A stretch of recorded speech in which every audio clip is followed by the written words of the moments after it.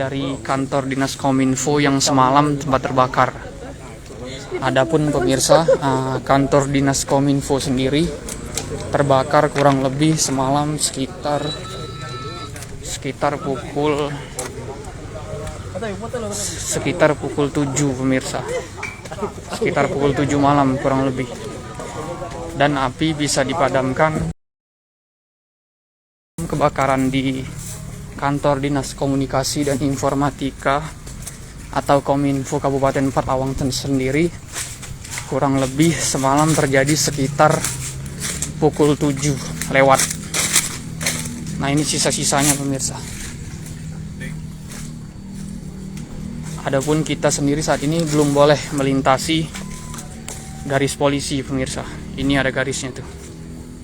Dan ini kondisinya walaupun sudah padam sekitar pukul 11 malam, arsip-arsip masih terbakar ini.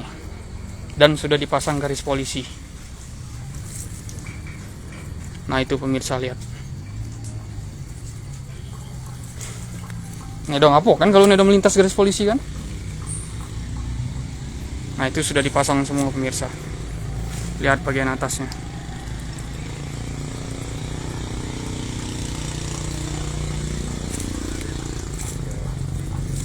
Nah, pemirsa.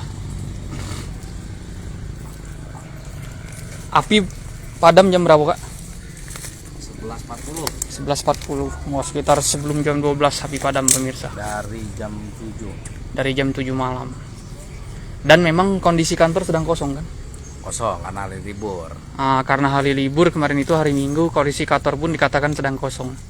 Nah, tadi saya sempat juga pemirsa berbincang. Cuma satu unit yang Tadi saya sempat berbincang juga dengan Kepala Dinas Kominfo Kabupaten Parlawang. Katanya untuk sementara ini mereka belum mengetahui di mana mereka akan berkantor untuk sementara. Jadi masih menerima perintah dari atasan pemirsa.